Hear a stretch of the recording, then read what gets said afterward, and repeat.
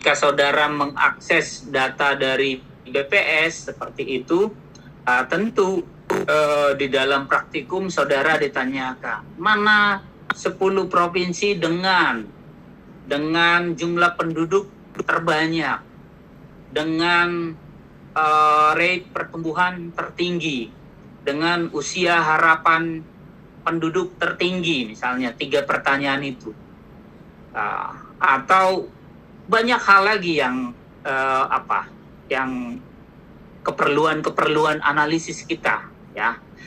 Dengan demikian kita perlu mengetahui cara memahami data tersebut, ya. Tentu saja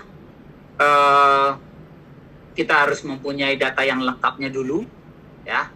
Data lengkap, ataupun sering juga beberapa peneliti menyebutnya data mentah, ya.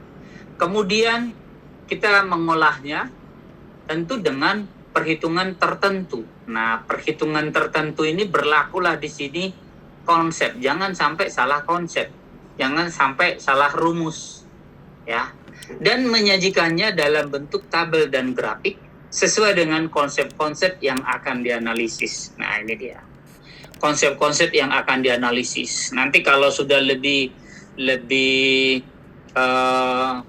mampu lagi menganalisis, udah berbicara hubungan antar variabel. Wah, konsep dari konsep misalnya nanti bisa, wah ini variabel yang diperbandingkan apa ini, yang dihubungkan apa ini, seperti itu, ya.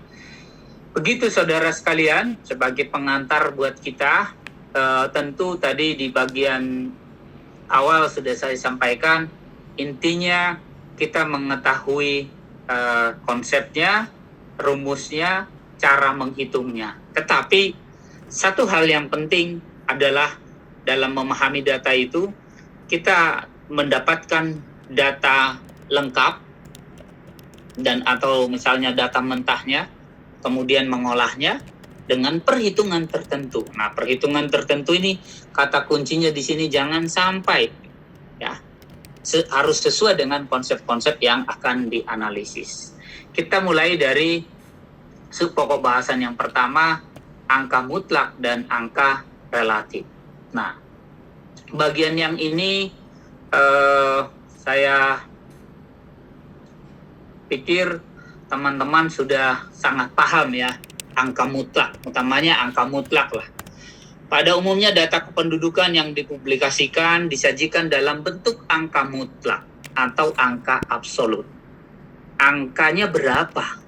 Nah, jumlah kelahiran hidup di Amerika Serikat 3.790.000, di Jepang 921.000, di Australia 315.000. Ini benar-benar angka mutlak, ya, yang disajikan seperti itu. Demikian juga BPS melaporkan bahwa jumlah penduduk Indonesia tahun 2004 adalah 218.746.000, ya, dan seterusnya. Tersedianya data dalam bentuk angka mutlak perlu, ya, ini perlu kita harus tahu jumlahnya, karena sangat penting untuk tujuan perencanaan. Misalnya penyediaan fasilitas sekolah, kesehatan, transportasi, dan sebagainya. Secara sederhana misalnya di IPB, jumlah mahasiswa 4.000 atau 4.000 orang, gitu. Atau di tahun ini misalnya meningkat, contoh saja menjadi 4.500. Nah, ini penting sekali untuk perencanaan penyediaan fasilitas asrama seperti itu, ya. Berapa senior residen nanti yang diperlukan, berapa kelas perkuliahan, banyak sekali. Nah, kalau secara umum ya begini, angka mutlak itu dalam pembangunan nasional, termasuk dalam data-data dalam konteks pandemi ini, wah itu penting sekali yang namanya angka mutlak. Itu yang tentang angka mutlak. Nah, seperti dijelaskan sebelumnya, angka mutlak penting untuk menunjukkan realitas dan fakta tentang penduduk. Tentu karena kita belajar kependudukan terkait dengan kelahiran, kematian, ya. Penting untuk menentukan. Perhatikan ini, kami memberikan cetak tebal untuk beberapa kata, ya. Ini penting saudara perhatikan. Angka mutlak penting untuk menunjukkan realitas dan fakta tentang jumlah penduduk, jumlah kelahiran, atau jumlah kematian. Penting untuk menentukan kebijakan. Perhatikan di sini.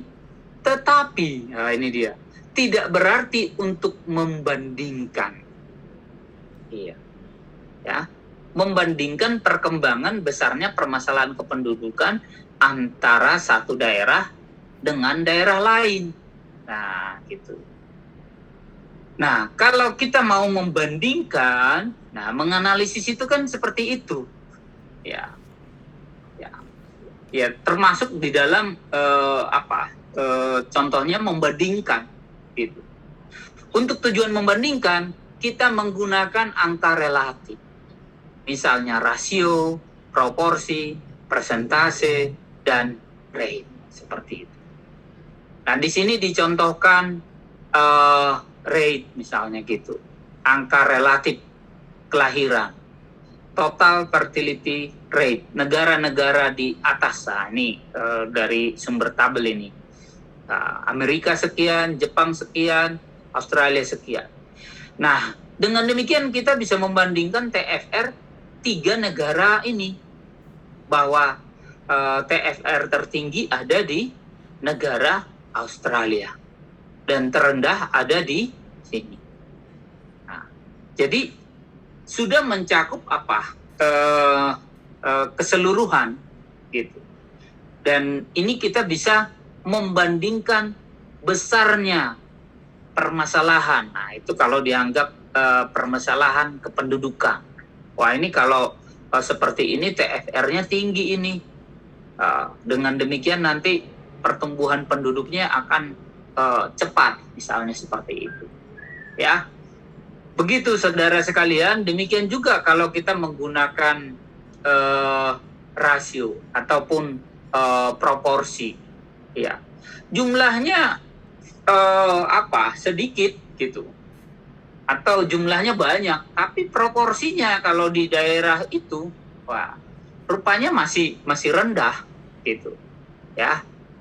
Jumlah mahasiswa SKPM banyak, tapi proporsi laki-laki dibandingkan perempuan khusus KPM, wah itu rendah, misalnya seperti itu.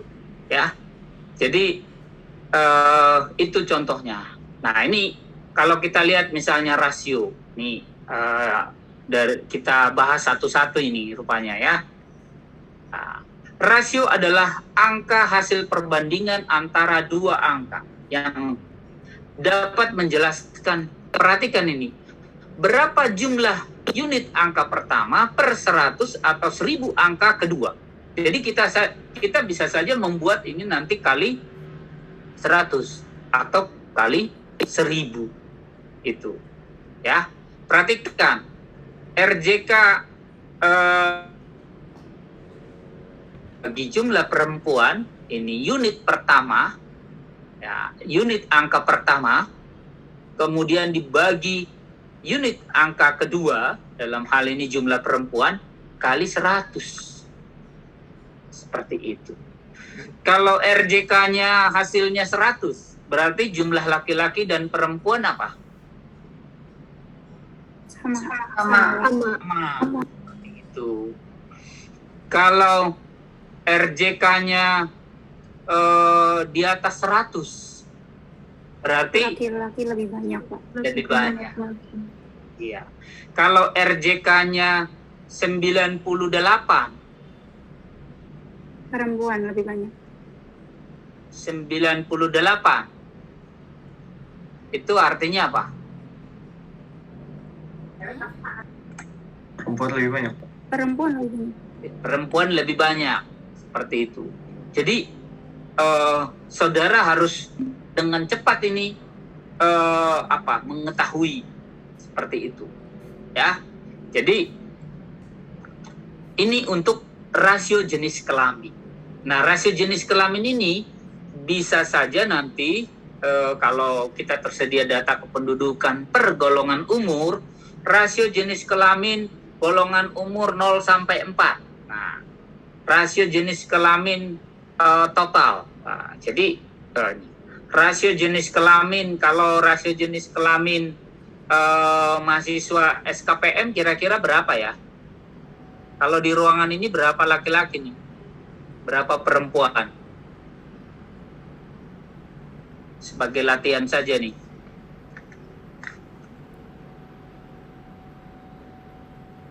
Ada yang tahu jumlahnya? Nah, sambil ada yang menghitung ya, kita lanjut saja. Nanti Pak, saya udah dapat nih Pak. Boleh saja nanti di interupsi ya. Oke. Rasio ibu dan anak atau rasio anak wanita atau nanti biasa ini disingkat dengan RAW. Nah, perhatikan rumusnya ya. Jumlah anak yang berumur di bawah 5 tahun dibagi dengan jumlah wanita yang berumur 15 sampai 49 kali 100. Nah, mengapa 15 sampai 49? Nanti kita akan spesifik membahas ini pada materi tentang fertilitas. Ya, ini terkait dengan usia reproduksi dari wanita. Ya, peluang memiliki anak itu ya di sini nih. Ya. Tapi nanti spesifik kita bahas. Nah, ini saya beri catatan, ini kita bahas di fertilitas, ya. Nah, hafalkan saja dulu rumusnya, ya. 15 sampai 49 dikali 100. Seperti itu, ya. Ini perlu diingat konsepnya, rumusnya. Tadi kan cara menghitungnya dengan tepat, baru nanti menyajikannya, baru menganalisisnya. Itu kuliah 2 minggu ke depan ini seperti itu. Kemudian ada yang disebut dengan rasio beban tanggungan atau dependency ratio, ya. Ini rumusnya adalah jumlah penduduk usia 0 sampai 14 ditambah usia 65 ke atas. Nah, dibagi dengan jumlah penduduk usia 15 sampai 64 kali 100. Jadi, kalau rasio tadi kalau tidak kali 100 kali 1000. Iya, itu. Nah, ini perhatikan di sini. Saya harus jelaskan juga ini. 0 sampai 14 ini dan 65 plus ini termasuk kategori dalam konteks Indonesia, ya. Ini termasuk usia non produktif. Ya. Nanti beda-beda ya. Beberapa daerah itu ada yang menggunakan 55 plus. Ini yang kita gunakan. Jadi rasio beban tanggungan. Jumlah penduduk usia 0 sampai 14 dan 65 plus. Nah, sedangkan usia 15 sampai 64 ini termasuk usia produktif. Gitu. Inilah yang disebut dengan rasio beban tanggungan. Nah, kira-kira kalau rasio beban tanggungannya misalnya 30, itu artinya apa ya? Kalau saudara membaca sederhana rumus ini. Misalnya ketemu angka rasio beban tanggungan di angka 30. Nah, Tanggungannya besar, Pak. Tanggungannya besar. Tanggungan siapa? Tanggungan yang produktif. Seperti itu. Ya. Itu. Jadi kalau angkanya 15 saja itu udah sangat besar itu. Ya. Nah, kalau di keluarga dengan ukuran keluarga misalnya 6 orang, eh, 1 orang yang bekerja, misalnya seperti itu, 2 orang yang produktif, 4 orang masih kategori non produktif, misalnya seperti itu. Jadi ya dalam konteks keluarga itu 2 yang produktif menanggung 4 non produktif. Nah, tapi kalau di keluarga itu pun tinggal kakek nenek dari kedua belah pihak, misalnya seperti itu, ya bisa sampai 8 orang. Ya, padahal 2 produktifnya kakek neneknya asumsinya 65 plus nih. Nah sekarang saudara nih mahasiswa nih masuk di mana ini?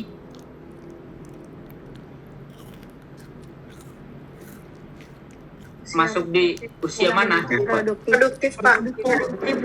Produktif kalau konsepnya, kalau faktanya Produktif.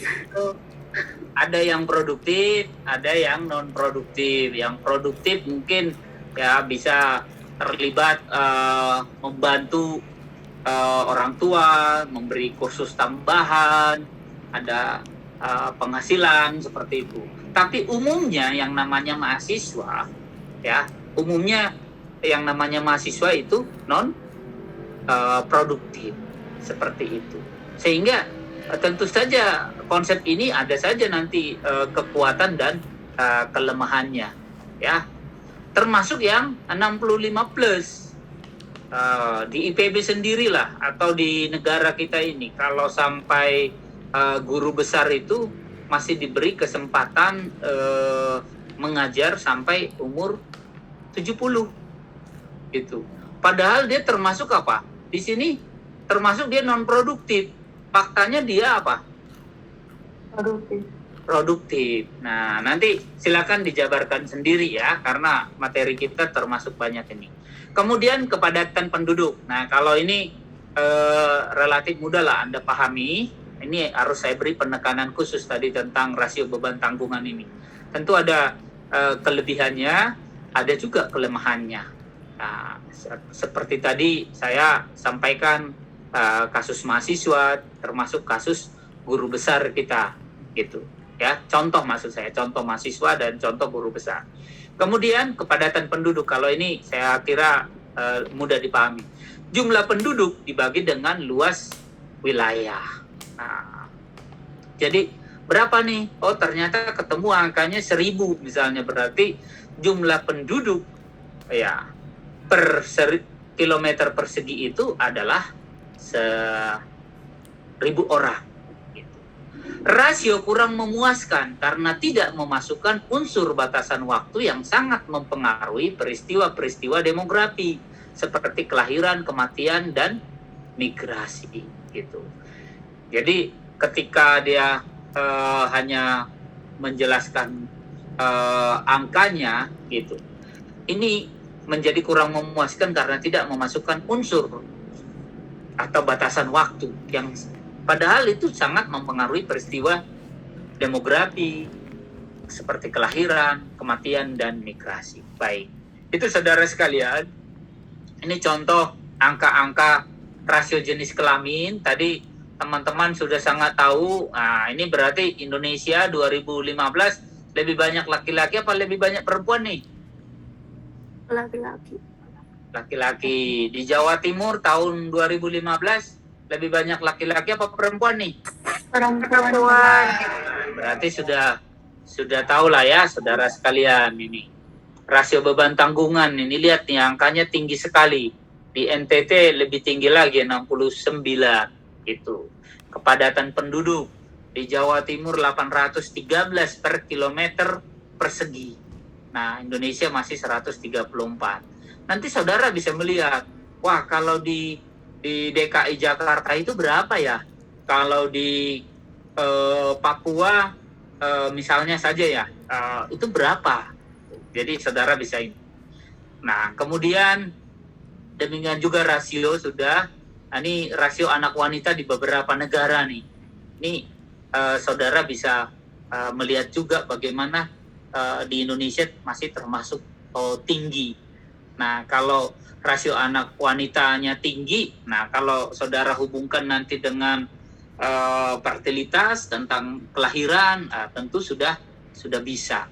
Walaupun materi spesifik tentang fertilitas masih akan kita bahas di kuliah-kuliah berikutnya. Itulah tentang rasio. Berikutnya proporsi. Nah, ini proporsi. Proporsi dan persentase ini biasa ini. Ya, bagian relatif satu bagian terhadap angka total. Dan jika bagian relatif tersebut dikalikan 100 disebut persentase. Gitu. Proporsinya ini nih. Penduduk Indonesia sekian. Jawa Timur, NTT. Nah, jadi kalau dipresentasikan ini dikali 100, 49,88. Nah, ini proporsi dan persentase penduduk laki-laki terhadap penduduk total. Nah, ini terhadap penduduk total Indonesia, Jawa Timur, dan NTT. Nah, ya. Nah, berikutnya adalah distribusi frekuensi. Merupakan alat untuk menggambarkan profil penduduk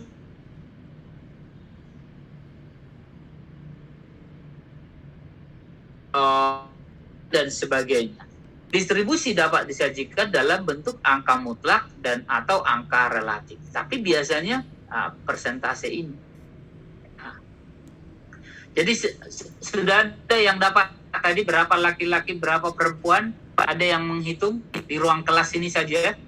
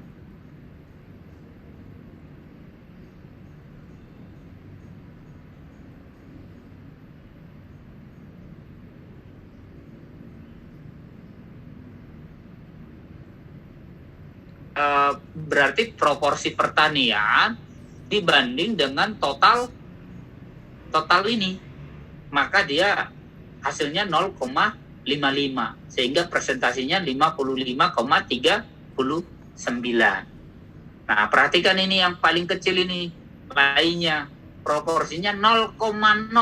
Nah, maka presentasinya juga 3,72%. Saya kira kalau sampai slide ini saudara masih lulus ini, ya. Nah, paling tadi ada beberapa rumus rasio anak wanita sama rasio beban tanggungan. Nah, itu rumusnya harus dihafalkan itu. Kurang dari 5 dibagi 15 sampai 49. Nah, itu untuk anak wanita gitu ya.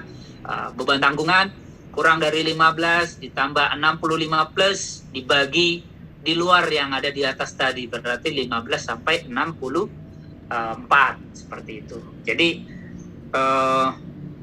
itu saya kira sampai di sini masih paham ya. Kemudian kita lanjutkan dengan rate.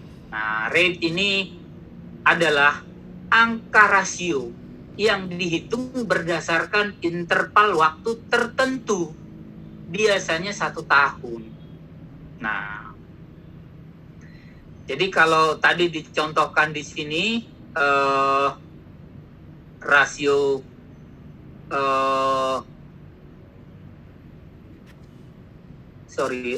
maksud saya rate ya tadi di sini 3 negara. Nah, di sini tentu saja apa, saudara sekalian, itu merupakan angka rasio yang dihitung berdasarkan interval waktu tertentu. Nah, kalau tadi tahun 84. Jika rasio proporsi dan persentase umumnya dipakai untuk menganalisis kelompok penduduk, maka rate, nah ini perhatikan rate, disebut juga sebagai tingkat, angka, laju. Nah, laju pertumbuhan penduduknya berapa? Rate pertumbuhan penduduknya berapa? Tingkat pertumbuhan penduduknya berapa? Angka pertumbuhan penduduknya berapa? Nah, ini digunakan untuk menghitung peristiwa-peristiwa demografis dan kependudukan. Jadi nanti kita akan belajar nih rate kelahiran, kematian, perkawinan, migrasi, atau ketenagakerjaan dalam jangka waktu tertentu. Nah, kalau rasio tadi kelemahannya apa? Dia belum memasukkan batasan waktu. Nah, ini dia rasio itu. Dia tidak memasukkan unsur batasan waktu. Kan rate, nah ini sudah. Karena dia harus dalam jangka waktu tertentu.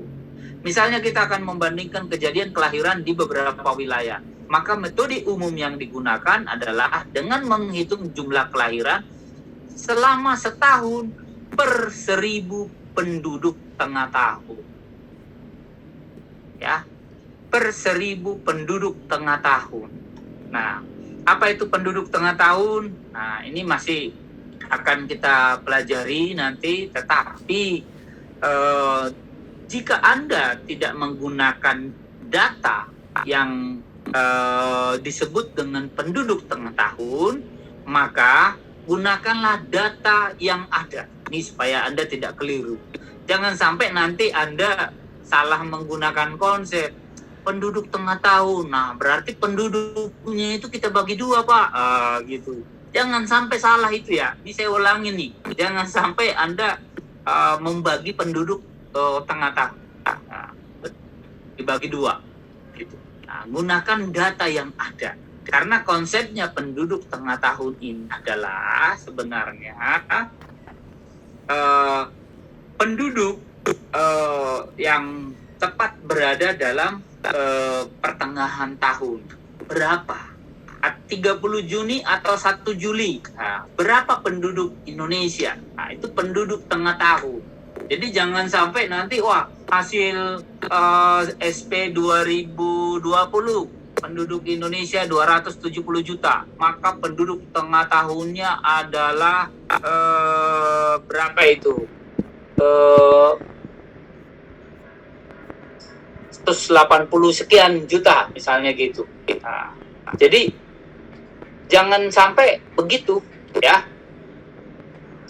Jadi saudara harus bisa menggunakan apa?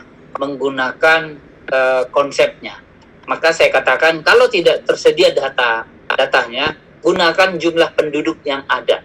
Nah, dalam hal ini diasumsikan sebagai penduduk tengah tahun ya. Oke, untuk setiap wilayah. Nah, ini dalam studi kependudukan, angka rate yang banyak digunakan adalah nanti ini kita akan fokus di yang pertama nih juga rate pertumbuhan penduduk, rate kelahiran kasar, rate fertilitas total, rate kematian kasar, angka kematian bayi, ya, rate atau tingkat partisipasi angkatan kerja. Nah, ini yang banyak kita gunakan ini, ya. Tapi saya harus tekankan lagi yang tadi ini. Penduduk tengah tahun jangan dibagi dua, gitu, bukan itu maksudnya ya. Karena saudara kan sudah melihat bagaimana pertumbuhan penduduk itu dari menit gitu kan, sudah ditayangkan saya kira minggu lalu seperti itu. Jadi bukan jangan sampai salah konsep. Nah, sekarang umur median. Nah, ini umur median ini penting ini. Umur median dipakai sebagai salah satu petunjuk untuk melihat struktur umur penduduk suatu negara atau wilayah tertentu dalam suatu negara. Umur median adalah umur yang berada pada titik tengah yang membagi penduduk suatu wilayah dalam jumlah yang sama. Nah, ini kalau saudara belajar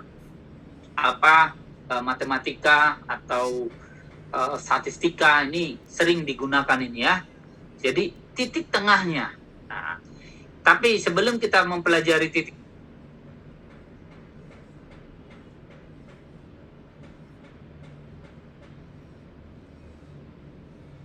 apa?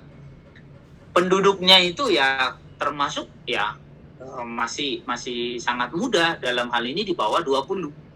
Nah, kalau di atas 30 itu struktur umur tua. Ya. Oh, berarti penduduknya sudah umur mediannya saja sudah 31. Wah, ini udah kategori tua nih. Nah, sedangkan antara 20 sampai 29 disebut dia struktur muda intermediate. Ya. Nah, untuk menghitung UM maka perlu tersedia data penduduk menurut umur. Ya.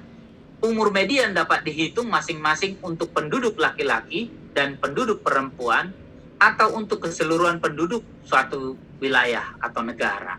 Nah, saudara sekalian, pada slide yang saudara akses mungkin belum tersedia ini. Ini adalah saya ambil dari buku Pak Said Rusli. Nih, kalau saudara punya buku pengantar ilmu kependudukan edisi revisi 2012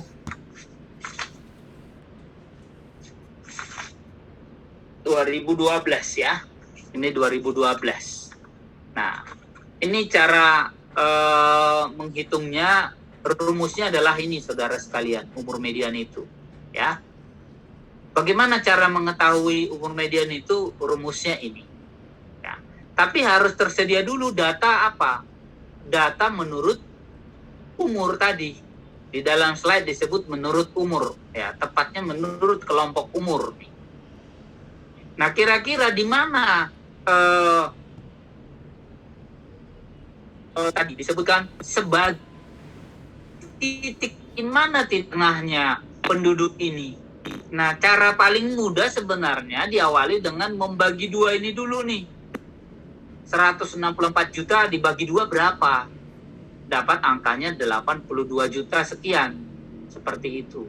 Nah, 82 juta itu kira-kira di mana ini kalau ini kita total 0 sampai 4, 0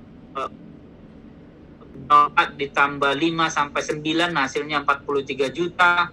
Kemudian ditambah lagi 10 sampai 14 64 juta, ditambah lagi 15 sampai 19 81 juta. Ini belum dapat juga nih. Artinya apa? Si 82 juta ini ada di kelompok plat. Gitu. Jadi kalau sampai di sini nih, ya, waktu sudah habis, ya tinggal sementara ditebak dulu nih antara 20 sampai 24. Seperti itu. Tetapi berapa angka persisnya? Wah, itulah harus diketahui itu berapa angka persisnya. Nah, berapa angka persisnya? Kita harus gunakan rumus ini nih. UM sama dengan BUM tambah P dibagi 2 dan seterusnya ini. Nah, nanti dua slide saya ini silakan dipoto saja lah. Kalau saran saya kepada saudara silakan dipoto atau nanti saya kirim di grup lah. Ya. Nah, BUM-nya tadi kan 20 ya. BUM, batas bawah umur dari kelompok umur yang diperkirakan dapat umur. Ini dia. Inilah batas bawahnya.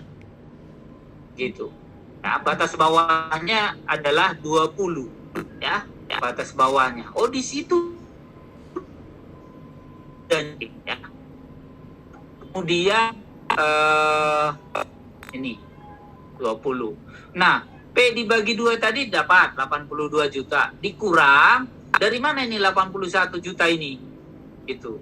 Oh, ternyata itu adalah dari total 0 sampai 19. 0 sampai 19. Gitu. Ya, dapatlah itu. Nih. Kemudian dibagi berapa? Dibagi FUM 14 juta gitu, ya. FUM itu adalah jumlah kumulatif penduduk hingga kelompok umur yang diperkirakan terdapat umur median. Nah, diperkirakan terdapat umur median itu. Ya, di sini umur median itu kan berarti antara di sini nih.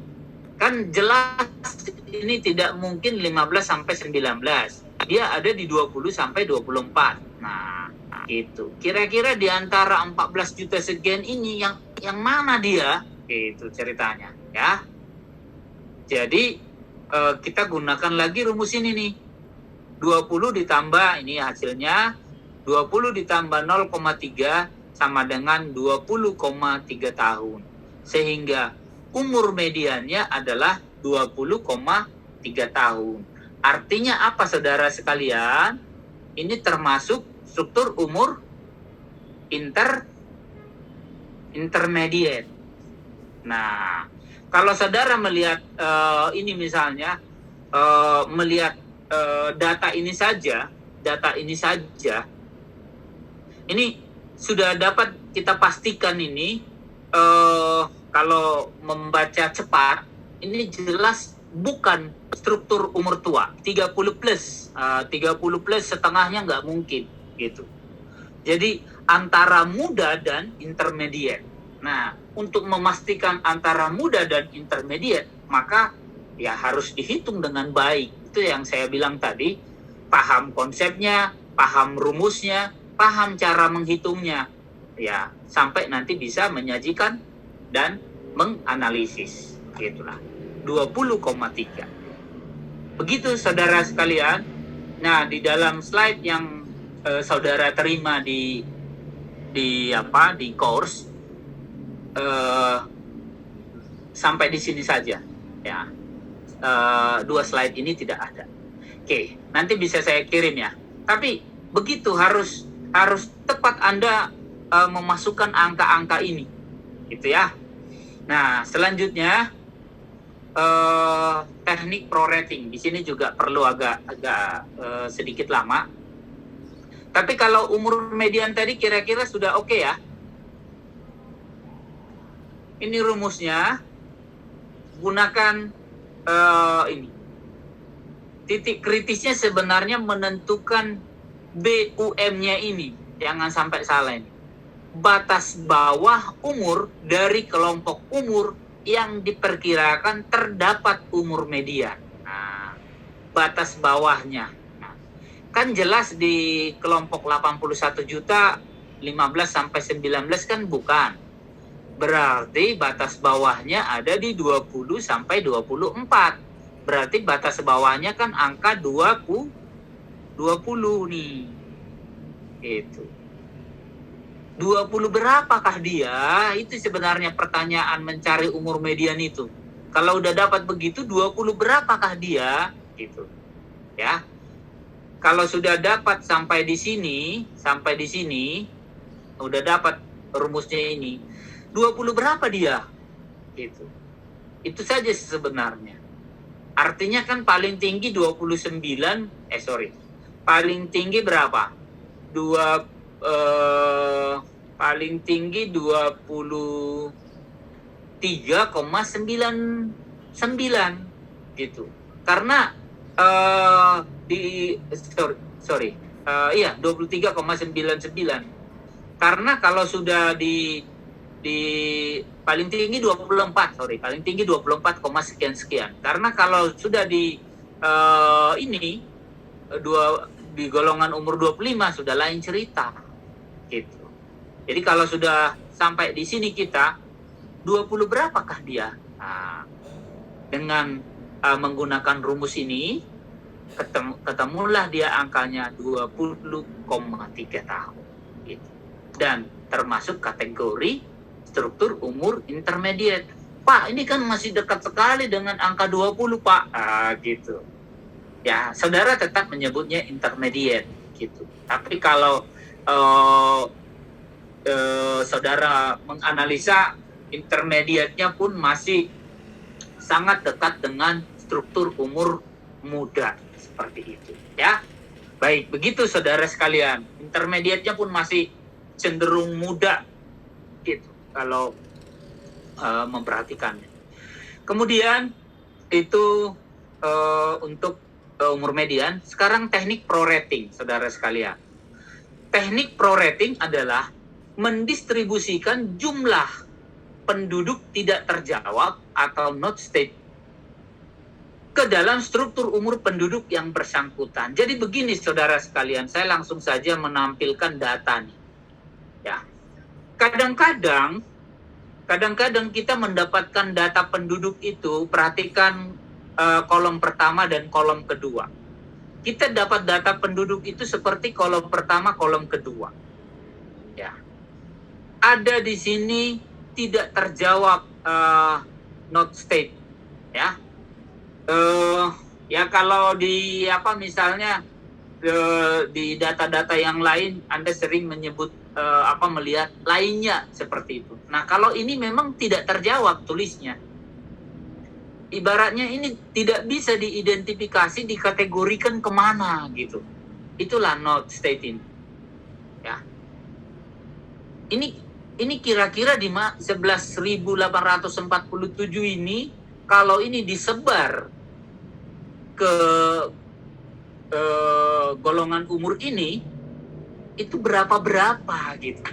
Nah, jadi teknik prorating itu sebenarnya kita mau menyebar si 11.000 sekian ini ke dalam kelompok umur ini. Itulah sebenarnya teknik prorating itu. Ya, tabel-tabel frekuensi hasil penduduk mengenai jumlah penduduk menurut golongan umur terkadang dijumpai kelompok tidak terjawab. Makin maju suatu masyarakat dan makin baik teknik sensus, maka makin kecil jumlah penduduk tidak terjawab. Data sensus, hasil sensus 2010 sudah tidak ditemukan angka tersebut. Nah, artinya apa? Sudah baik. Di 2020 nanti, ya kemungkinan besar nggak ditemukan lagi. Itu 2010 saja sudah berhasil. Gitu.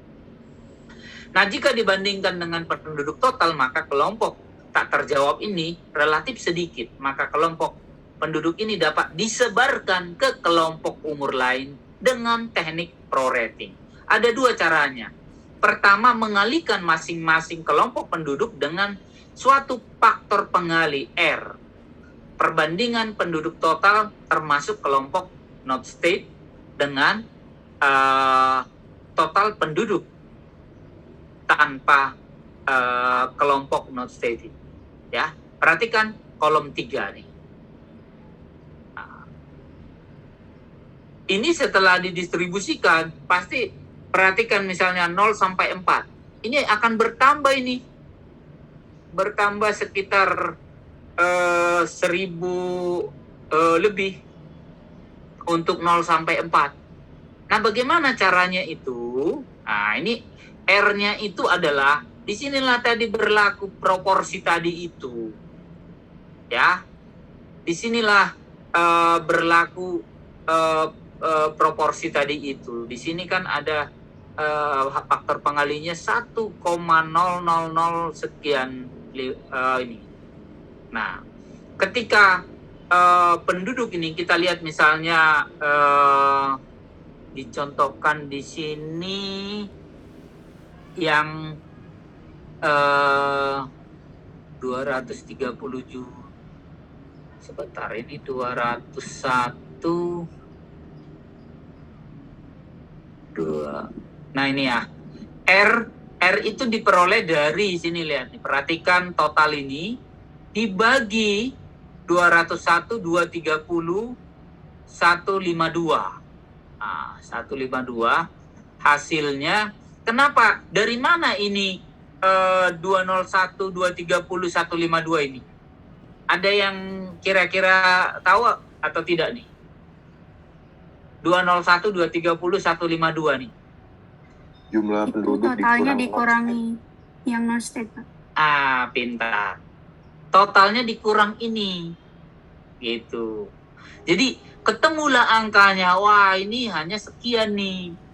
Jadi ketika angka ini, ya, angka ini 0 sampai 4, 20, 302, 376, dikalikan 1,00 sekian ini, maka ketemulah angkanya 20,303, naik sekitar 1.000 lebih.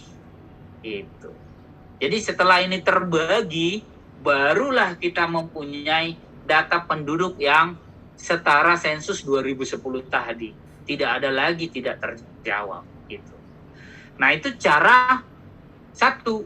Cara dua, jumlah kelompok umur tertentu ditambah dengan hasil perkalian proporsi. Nah, kalau ini tadi faktor penggali. Yang kedua, proporsi penduduk umur tersebut dikalikan dengan jumlah penduduk tidak terjawab. Itulah di kolom 4. Tentu angkanya menjadi sama gitu. Karena kalau proporsi tadi ini B2 nih, ini harus ketemu dia angkanya adalah 1 gitu ya. Harus ketemu angkanya totalnya 1. Nah, ini contohnya nih. Nah, jadi tujuan kita melakukan prorating sekali lagi adalah mendistribusikan penduduk tidak terjawab ke semua golongan umur yang tersedia. Ya, karena sangat tergantung nanti. Bisa jadi datanya kan 65 plus di sini. Jadi harus saya sebut golongan umur yang tersedia datanya. Itulah teknik prorating itu, ya.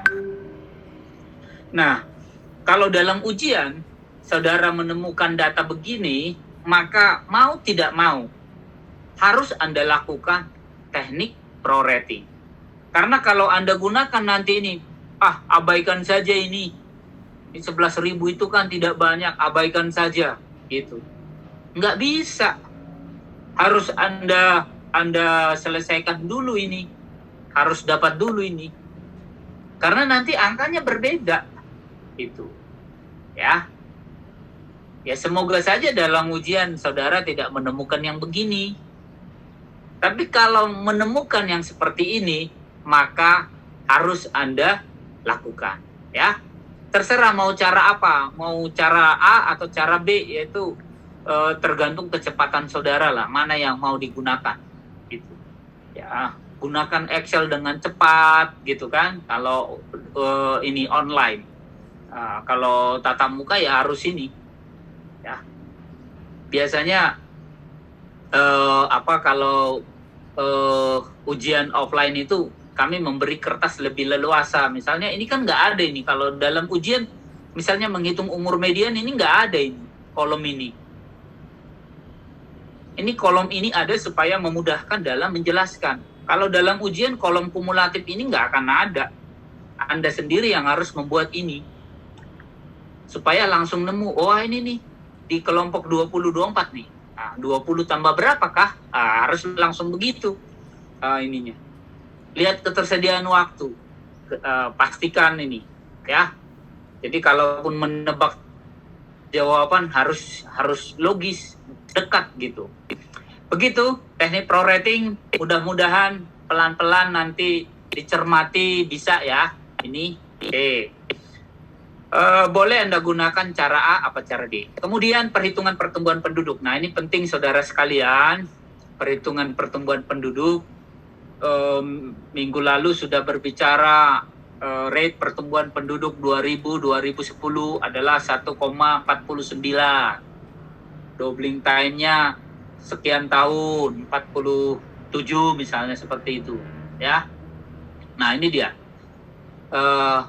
Pertumbuhan penduduk di suatu daerah dipengaruhi oleh besarnya kelahiran, kematian, dan migrasi. Penduduk akan bertambah jumlahnya jika ada penduduk yang lahir dan yang datang. Itu dia. Yang lahir dan yang datang. Yang datang inilah yang disebut dengan migran masuk atau imigrasi. Berapa nih yang datang? Nah, kita berbicara suatu bisa suatu negara, bisa suatu wilayah gitu ya, bisa saja. Nah, kemudian penduduk akan berkurang jika ada yang mati, meninggal, dan meninggalkan daerah. Itulah yang disebut dengan emigrasi atau migran keluar. Nah, pada suatu daerah dengan sistem pencatatan penduduk yang baik, maka jumlah penduduk akhir tahun dihitung dengan memakai persamaan penduduk berimbang. Inilah persamaan penduduk berimbang. PT itu adalah penduduk pada akhir periode T. P0 adalah penduduk pada awal periode T. Sehingga jumlah penduduk pada akhir tahun adalah penduduk pada awal tahun, ya, ditambah berapa yang lahir, berapa yang meninggal, ya. Kemudian ditambah berapa yang lahir, dikurang yang meninggal, dan ditambah berapa yang migran masuk, berapa yang migran keluar. Nah, sehingga PT ini, P0 ini sebenarnya kalau untuk 2021 misalnya, ini sama dengan P0 ini sama dengan penduduk 1 Januari 2021. Nah, penduduk 1 Januari 2021 bisa diasumsikan sama dengan penduduk 31 Desember 2020. Nah, jadi saudara nanti melihat data yang ada apa gitu. Jadi artinya kan 31 Desember 2020, kalau itu yang disediakan, itu sama saja. Nanti Anda diminta menghitung berapa penduduk akhir tahun 2021. Nah, seperti itu, ya. Jadi gunakan saja yang 31 Desember 2020 itu sama saja dengan 1 Januari 2021, ya. Yang lainnya sudah ada keterangannya. Inilah pertumbuhan penduduk berimbang. Nah, sedangkan rate, nah ini kan menghitung jumlah penduduk ini. Nah, kalau rate di sini nih, rate pertumbuhan penduduk atau R dihitung sebagai, nah yang tadi masih kita gunakan, lahir dikurang meninggal ditambah keluar, masuk dikurang keluar, dibagi dengan penduduk tengah tahun. Nah, ini yang saya sebut tadi, jangan sampai dibagi dua ya, gunakan yang ada gitu. Karena tidak selalu disediakan data per tepat 30 Juni atau 1 Juli itu.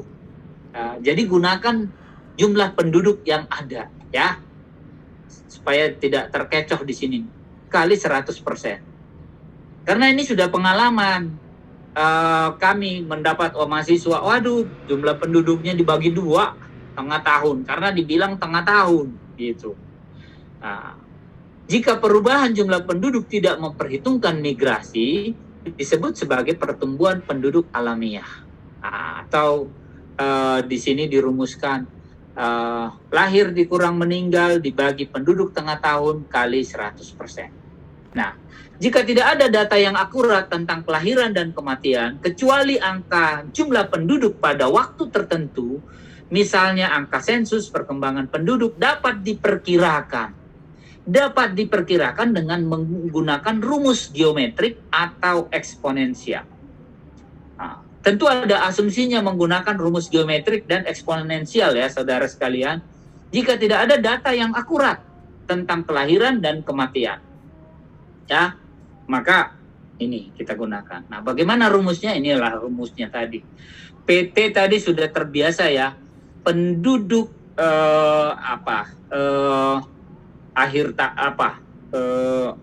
yang kita gunakan menghitung jumlah penduduk yang diperkirakan itu. Nah, misalnya PT 2050 misalnya gitu. Ya. P0-nya kita punya hasil sensus 2020 misalnya, itu sebagai P0. Nah, kali 1 tambah R. Nah, R-nya berapa yang digunakan? Misalnya R 2020 1,2 misalnya seperti itu, kali T. T-nya berapa? Dari 2020 ke 2050, ada 30. Nah, ini tahapan-tahapannya saudara sekalian.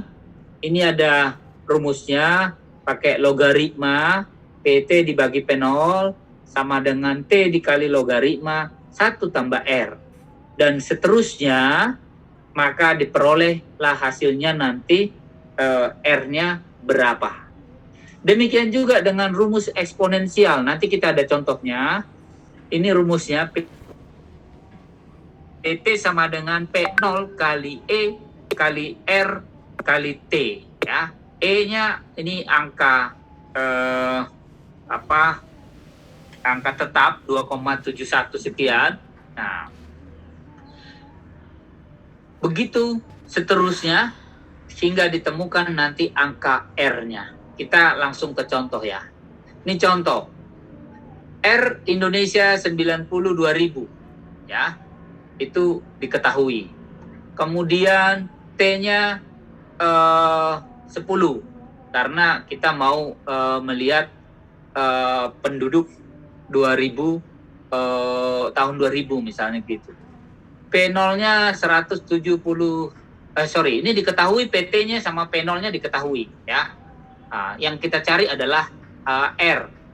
R 92.000. Nah, jadi tersedia data PT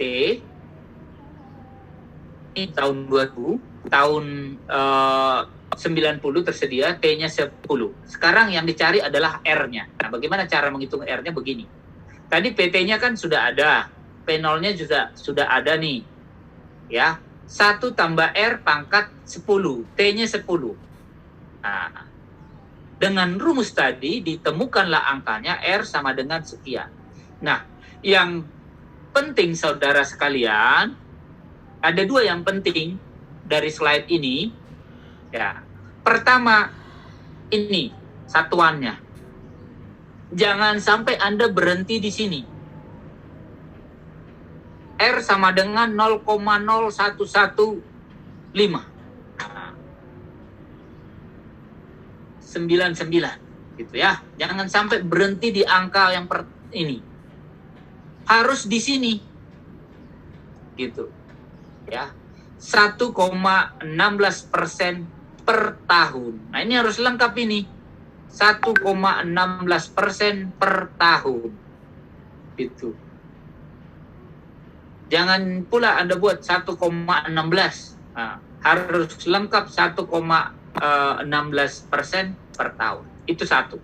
Yang kedua yang penting lagi adalah, ini kan kalau soalnya begini. Mudah dia.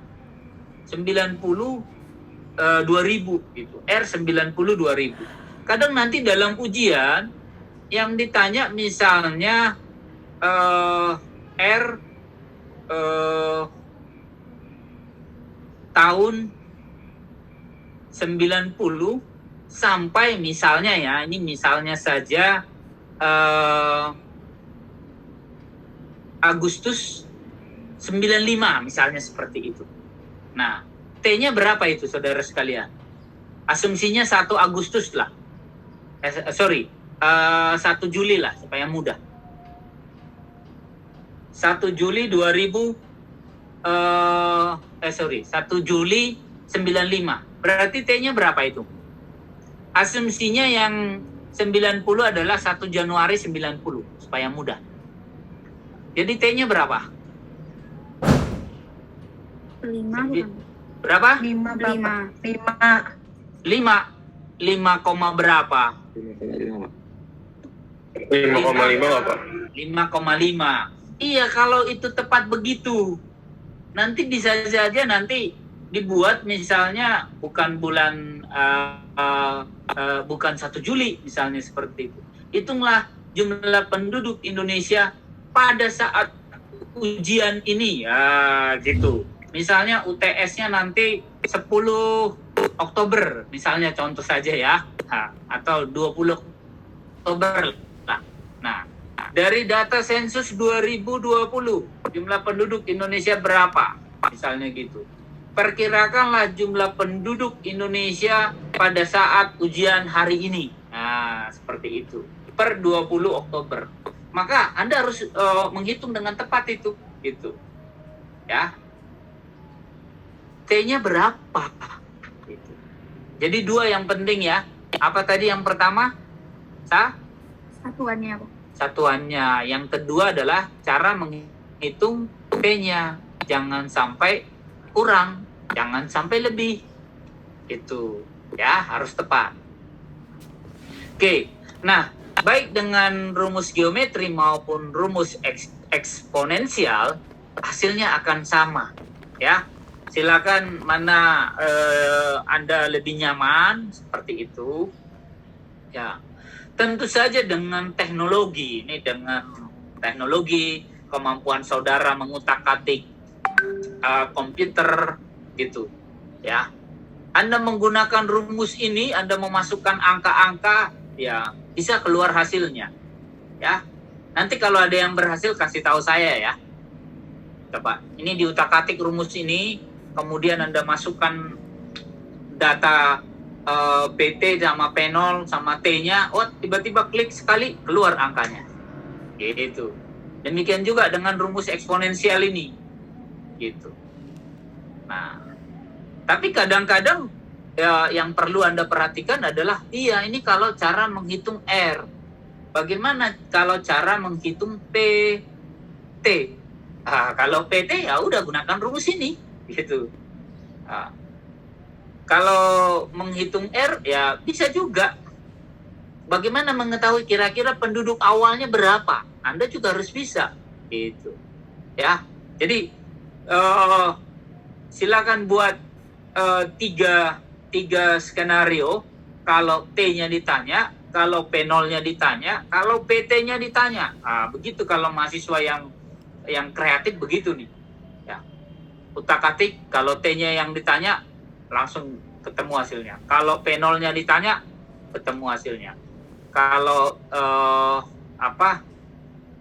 R-nya yang ditanya, ketemu hasilnya. Jadi skenario kalau ditanya R, kalau ditanya PT, kalau ditanya P0. Kalau T saya kira selalu diketahui. Ya. Baik. Itu saudara sekalian terkait dengan dua rumus ini. Sekali lagi, hafalkan rumusnya, ingat satuannya jadi 3 ya. Rumusnya, satuannya, sama pastikan T-nya tidak salah. Gitu. Karena akan berdampak pada hasilnya. Gitu. Perhatikan, di bulan berapa dia. Gitu. Kalau tidak ada ini, ya gunakan asumsi yang sama. Misalnya tahun 90 itu 1 Januari 90. Gitu. Ya, boleh saja Anda dalam ujian begitu. Asumsi penduduk 90 adalah 1 Januari 90. Gitu. Supaya tidak Oke. Nah, dengan demikian saudara sekalian, kalau saudara melihat pertumbuhan penduduk dengan data itu, ya begitulah. Kalau geometri kan begitu, titik-titik tertentu gitu. Berapa tahun berikutnya berapa, Nah, kalau eksponensial itu kan ini seperti hitungan detik berjalan terus. Itulah bedanya sebenarnya eksponensial dengan geometri itu. Ya, saudara sekalian. Pertumbuhan geometri adalah pertumbuhan bertahap. Sedangkan pertumbuhan eksponensial adalah pertumbuhan yang langsung terus-menerus. Begitu saudara sekalian. Nah, ini adalah cara menghitung doubling time-nya. Ini sudah kami sampaikan singkat minggu lalu slide-nya. Tentu ini juga tidak ujuk-ujuk ini 70 per R persen gitu ya. Tentu dari rumus ini juga diturunkan ya. PT sama dengan P0 kali E pangkat R kali T. Nah, dari sini dirumuskan T-nya itu adalah 0,693 per R. Ya, ini tentu saja ada penggenapan di sini. Sehingga T sama dengan 70 dibagi R persen. Nah, ini untuk Indonesia 1,49. Maka untuk melipat 2 jumlah penduduknya diperlukan 70 dibagi 1,49%. Ini masih kurang nih kata persennya. Nah, ini 49,98 tahun. Sehingga diperkirakan 47 ditambah 2010, 2057 penduduknya 2 kali lipat. 474 juta jiwa. Jika R-nya begini. Nah, semoga setidaknya saudara lah.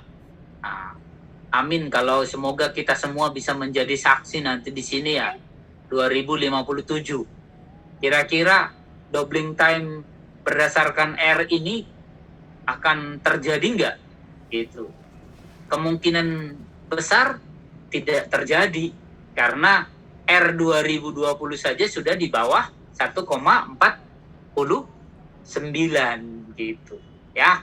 Jadi tentu saja doubling time ini akan terjadi jika dan hanya jika R yang digunakan sebagai perkiraan itu berlangsung terus-menerus, bertahan terus-menerus hingga waktu itu tiba gitu. Ya. Begitu saudara sekalian. Baik. Tentu saja data demografi atau kependudukan itu bisa juga disampaikan dalam bentuk grafik seperti ini. Dan diperkirakan rate pertumbuhan penduduk pada tahun 2100 adalah 0,1. Nah, kalau 0,1 berapa tahun lipat duanya?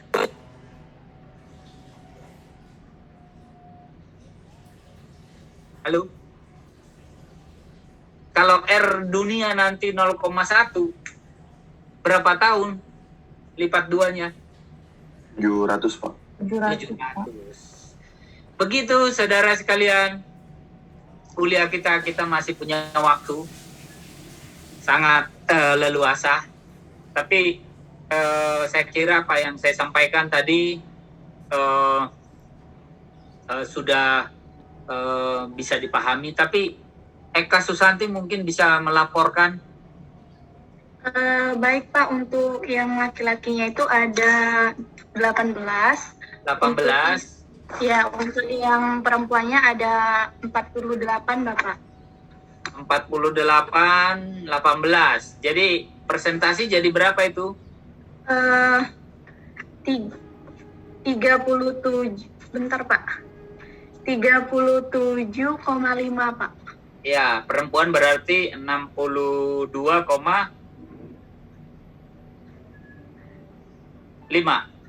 Begitu? Iya Pak. Iya kan? Nah, proporsi gimana jadinya? Proporsi harus bisa dong harusnya. Presentasinya udah bisa.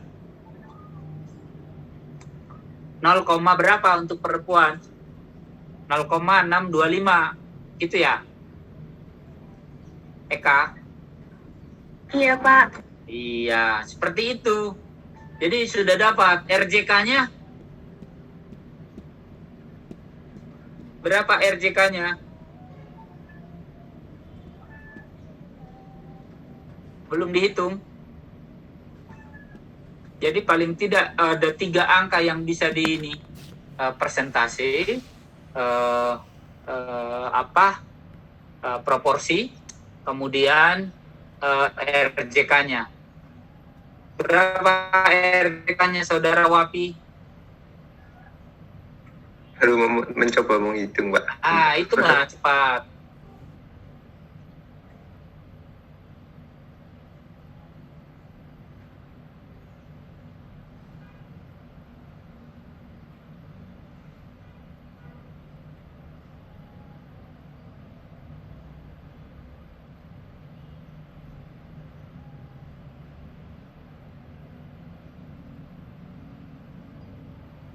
Tadi presentasinya bukan? Perempuannya itu 48 kan? RJK-nya itu Pak. RJK-nya berapa? 37,5. 37,5. Benar, Wapi. Jumlah perempuannya berapa tadi? 48. 48 katanya. Oh, 48 ya. Oke, Iya, 48. Jadi berapa? Oh, Dinda ada 2 di sini ya. Ada Dinda Rama, ada Dinda Karina. Nah, oh iya. Ya. Jadi berapa RJK-nya?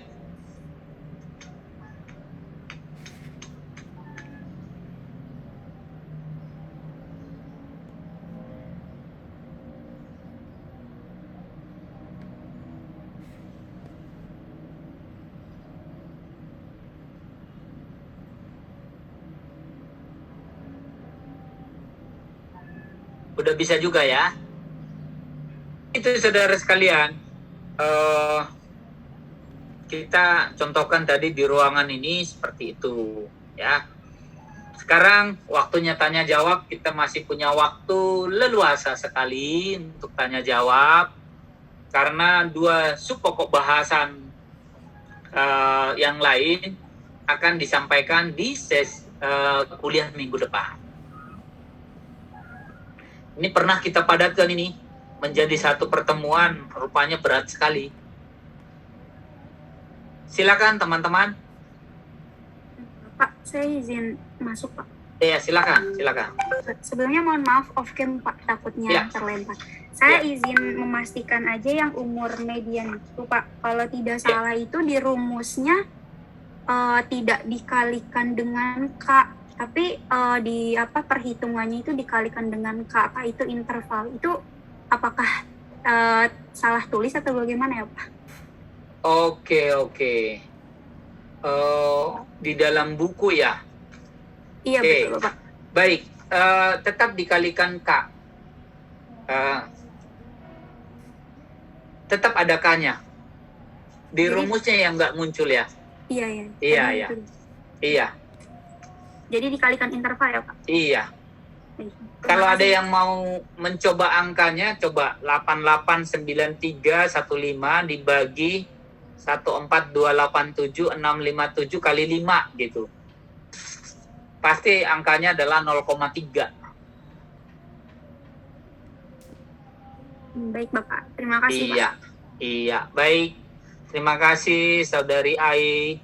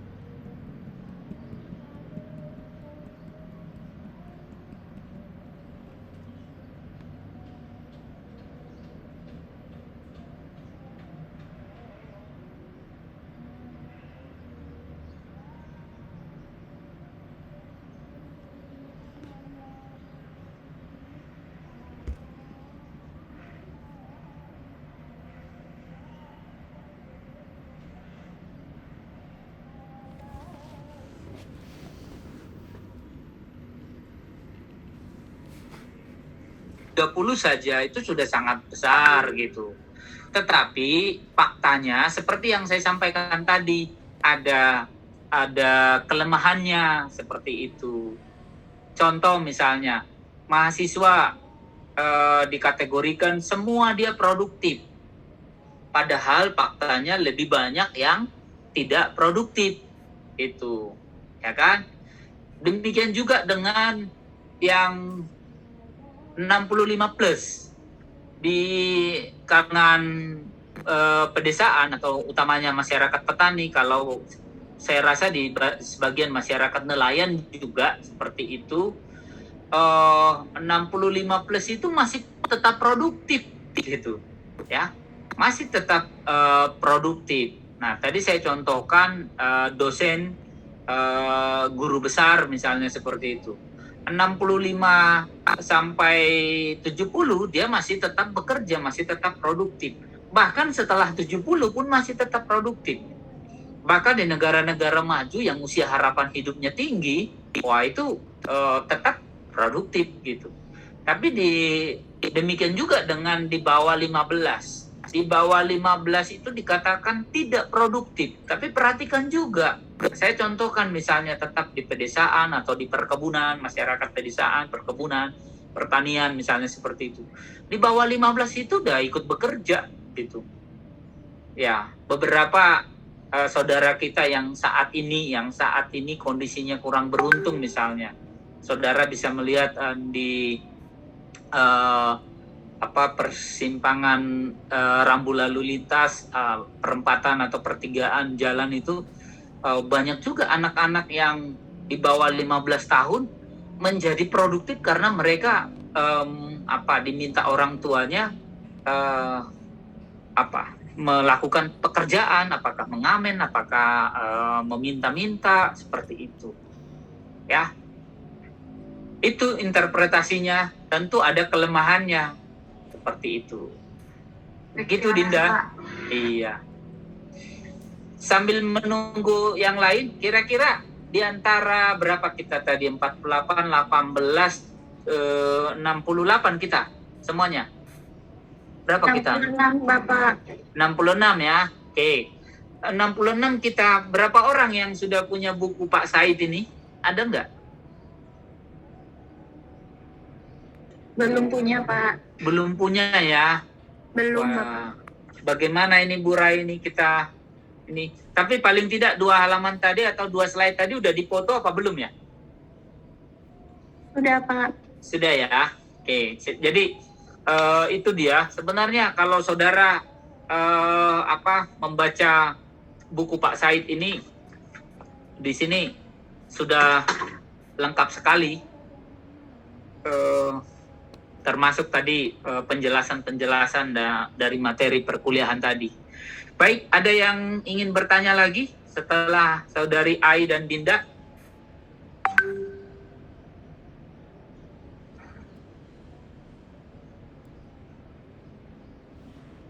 Saya izin bertanya, Pak.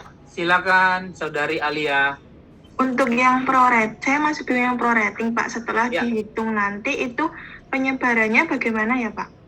Oke, untuk yang pro rating setelah dihitung dia akan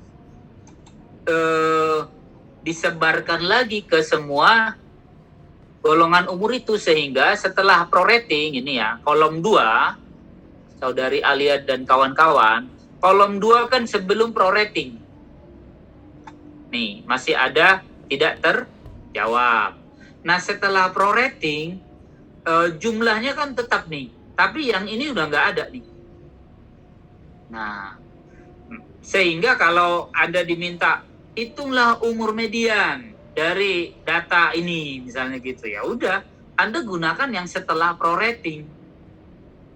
Hitunglah rasio jenis kelamin 0 sampai 4 tahun. Nah, gitu. Hitunglah rasio, ya ini kalau tersedia ya ininya, laki-laki perempuannya gitu. Nah, nanti lebih lama lagi Anda mengerjakan kalau baik laki-laki maupun perempuan itu tersedia data tidak terjawabnya, maka dua kali Anda melakukan pro rating. Pro rating untuk yang laki-laki, pro rating untuk yang perempuan. Kalau yang total tinggal Anda jumlahkan, seperti itu. Prinsipnya begitu. Jadi apapun selanjutnya gunakan apa? Gunakan hasil pro rating. Kalau untuk menganalisis atau menghitung angka-angka selanjutnya. Begitu, Saudari Alia. Baik, Pak. Terima kasih. Sama-sama.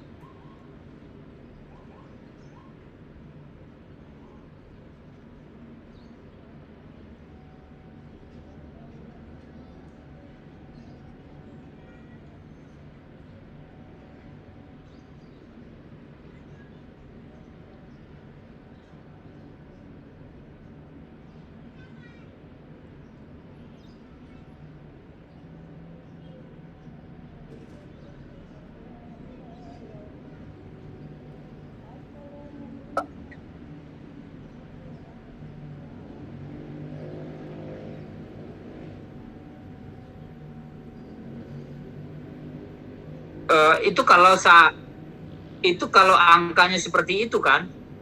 Iya, Pak. Iya, tapi kan angkanya kan nanti faktanya akan lain. Saudara Sidik nih, ini contoh misalnya yang ini nih. Kita lihat nih. Ini kan ini saja misalnya udah 60 juta nih. Nah, kalau dari sini misalnya coba lihat nih. Hitung cepat aja dulu. 60 juta ditambah 65 plus ditambah 7 juta misalnya seperti itu, atau 8 juta lah. 8 juta berarti 73 juta. 73 non produktifnya.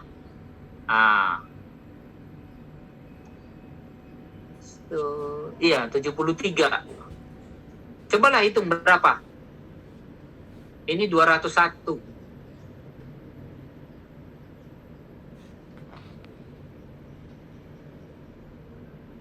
Udah ketemu angkanya?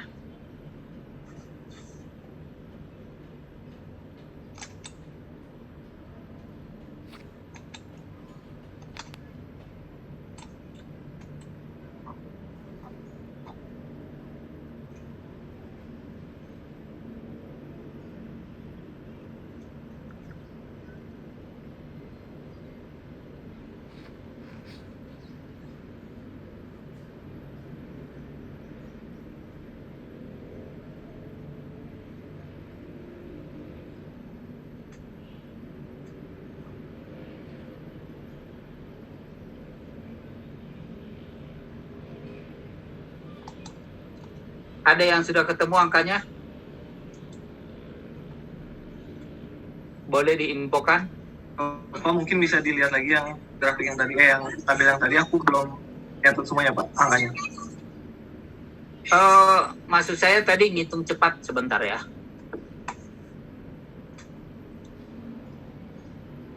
Maksud saya tadi Mas, ngitung cepat saja.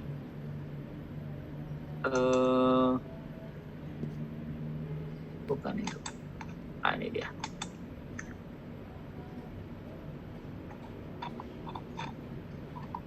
Ini ya.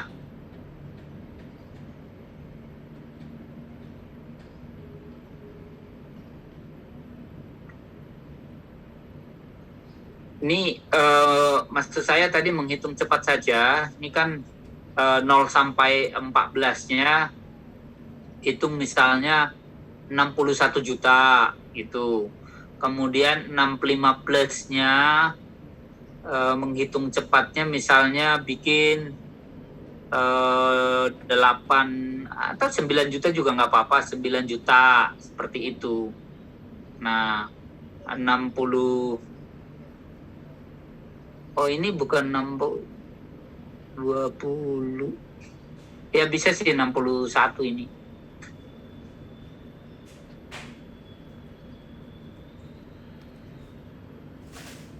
Ini kan jumlahnya nih 201 dikurang berapa tadi? Gitu. Jadi coba ngitung cepatnya. Nah, kalau data tadi kita masih tinggi. Rasio beban tanggungan, kalau kita lihat data di awal tadi, rasio anak wanita ini ya. Nih, 67 Indonesia tahun 90. Artinya kan tinggi sekali. Bapak, kalau dibaca tuh 67 tuh berarti 10 orang nanggung 16 orang atau gimana Pak? 1 orang produktif. 10 orang nanggung 16 orang atau gimana? Kok 10 orang menanggung 16 orang? Ya Pak, karena kan angkanya 67 berarti kan yang sisanya tuh 60 ya. Berarti 6. Jadi kan yang di dirinya tuh kan dihitung mungkin jadi 16 orang gitu Pak. Bukan begitu. 1 orang produktif menanggung ini nih 67. 1 atau 100 ya Pak? Oh, udah dikali 100 ya? 100 sepertinya. Oh, kali 100.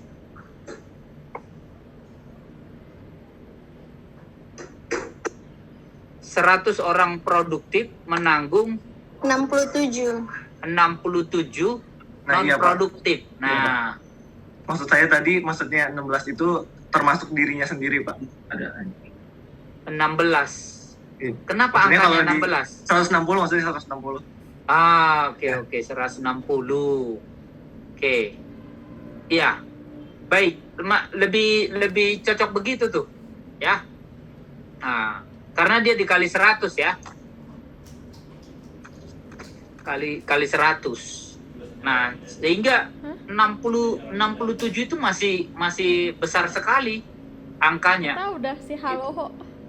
tahun 90. Nah, sekarang mungkin di tahun 2020 nanti coba saudara hitung, bisa jadi angkanya masih di kisaran 35 ke 40. Gitu. Artinya masih termasuk tinggi gitu. Tapi dengan kelemahan tadi ya, ada yang produktif, tidak ada yang kategori produktif tetapi faktanya tidak produktif, sebaliknya ada kategori tidak produktif atau non produktif tapi faktanya masih produktif gitu. Karena kalau tadi sampai menanggung 67, wah itu kan termasuk berat itu ya. Tapi akan terbantu dengan fakta-fakta tadi. Gitu. Kategori non produktif padahal dia produktif. Nah, itu yang membantu tuh. Baik, ada lagi selain Sidik? Ai Dinda alias Sidik. Sudah ada 4 orang. Tinggal nanti di dalam kelas praktikum ini rumusnya harus dihafalkan ya. Tepat memahami konsep, mengetahui rumus, menggunakan sampai hasilnya benar ya, sampai bisa menyajikannya dalam bentuk tabel dan grafik, dan terakhir interpretasi ya, jangan sampai keliru juga interpretasinya seperti itu.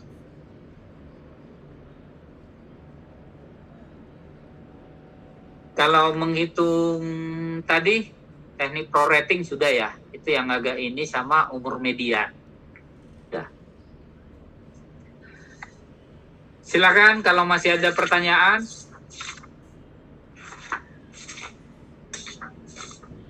Kalau saudara bisa mendapatkan buku Pak Said dengan prokes tentu saja ke toko-toko buku terdekat, mungkin sudah tersedia ini bukunya Online Pak Said ini. Kayaknya, Pak. Online. Nah, Iya. cobalah. Saya sayangkan sekali kalau sampai UTS saudara belum punya buku Pak Said, itu saja.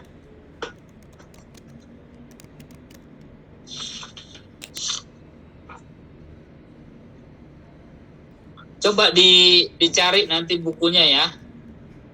Said Rusli edisi revisi 2012 LP3ES ya, buku ini ya.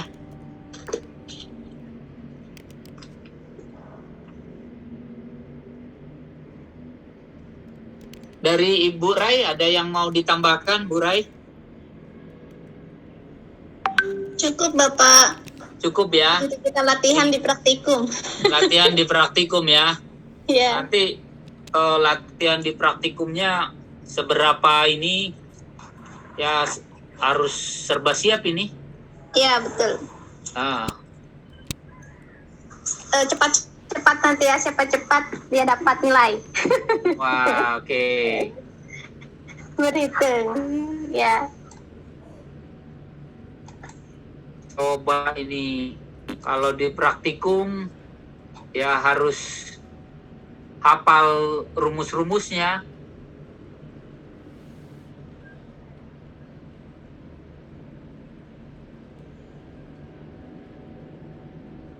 Saya kira untuk keperluan praktikum juga sudah tercakup semua ya, Bu Rai ya. Sudah, Pak. Iya. Prinsipnya saudara sekalian gini lah. Nanti di dalam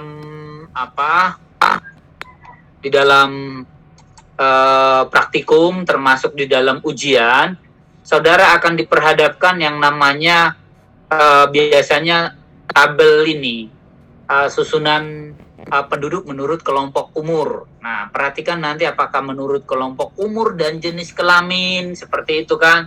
Nanti tentu saja kalau supaya bisa menggunakan menggunakan semua rumus yang ada di sini, kemungkinan besar saudara akan dapat data penduduk yang lengkap, ya. Data penduduk yang lengkap, termasuk kalau harus menggunakan prorating, maka saudara dapat data penduduk yang ada kategori tidak terjawab ini, gitu, ya. Tapi kalau nanti tidak ada kategori tidak terjawab, maka ya paling tidak satu kegiatan melakukan prorating itu sudah selesai, seperti itu. Tapi kalau misalnya pada saat nanti Anda melihat datanya, maka siap-siap itu. Karena ada Bu Rai tadi menyatakan ada kompetisi siapa cepat dia dapat. Nah, silakan langsung berbagi tugas. Seperti tadi pada saat menghitung umur median itu kan langsung berbagi tugas. Ada yang mencoba langsung membagi 2 penduduk dulu, kemudian membuat total tadi 0,4 ditambah 5,9 berapa, ditambah lagi 10,14 ditambah lagi misalnya berapa itu 15,19 mungkin sampai 20,24. Nah, langsung dilihat ini, wah ini ada di sini nih. Nah, langsung berbagi tugas lagi gitu. Saya kira harus begitu. Rasio beban tanggungan juga nanti begitu, ya. Nah, kalau ditanya proporsi ya jawab proporsi, gitu. Ya. Satu lagi, termasuk tadi terima kasih diingatkan Ibu Rai, jangan sampai keliru interpretasinya, ya. Tadi sudah latihan kalau RJK-nya misalnya di atas 100, laki-lakinya lebih banyak, seperti itu. Jangan sampai keliru nanti menginterpretasikannya. Itu saja mungkin dari saya. Kalau dari mahasiswa sudah tidak ada lagi, dari Ibu Rai juga tampaknya untuk keperluan praktikum nanti siang juga sudah lengkap lah saya kira konsep-konsepnya hari ini, karena kita materinya ya selalu lah terkait antara kuliah dan praktikum, seperti itu. Artinya tidak akan ada nanti materi praktikum tentang komposisi atau membuat piramida, memang belum, itu, ya. Begitu teman-teman. Kalau sudah tidak ada lagi, kita akhiri saja. Bagaimana? Setuju? Atau mau kuis dulu nih? Ada kuis, Bu Rai? Tidak ada ya? Kayaknya. Tidak ada ya. Baiklah saudara sekalian, Ibu Rai, saudara sekalian, terima kasih kehadirannya, terima kasih partisipasinya. Tentu saja belajar kependudukan itu, ya, langkah pertama sebenarnya kalau bisa sebelum kuliah membaca buku Pak Said, kemudian mengikuti perkuliahan, mendapatkan handout-nya atau sekarang file PDF PowerPoint-nya, kemudian dibaca lagi materi Pak Said, ya, ikuti praktikum, ikuti buat tugas dengan baik. Dengan demikian itu akan semakin menginternalisasi, ya. Kita akan semakin paham bagaimana menggunakan konsep itu, bagaimana rumusnya, bagaimana mengerjakannya sampai benar. Artinya jangan sampai keliru satuannya, jangan sampai salah menghitung misalnya seperti itu untuk waktu, ya. Harus cermat, ya, sekali lagi harus cermat. Kalau misalnya hitungan hari nanti per hari ini misalnya gitu, ya hitunglah per hari ini kan. Kalau misalnya September hari ini kan 16 nih ya, 16 September. Nah, 16 dibagi 30 kan bisa nih ditambah lagi. Atau total hari dibagi 365 hari gitu. Nanti itu kan akan membagi berapa tahun T-nya yang tepatnya seperti itu. Kemudian mendapatkan angkanya, kemudian menyajikannya dalam bentuk tabel dan grafik, dan terakhir interpretasinya untuk keperluan beragam analisis. Itulah pentingnya data kependudukan ini untuk dianalisis dan diinterpretasikan. Baik, tanpa berlama-lama lagi, sekali lagi terima kasih. Mari berubah ke arah yang lebih baik. Sukses bersama untuk kita. Selamat pagi, salam sukses, salam sehat dari Takrutu. Salam sukses, Selamat Pak. pagi. Terima kasih banyak, Pak. Terima kasih, Pak. Ya, Bapak. Ya,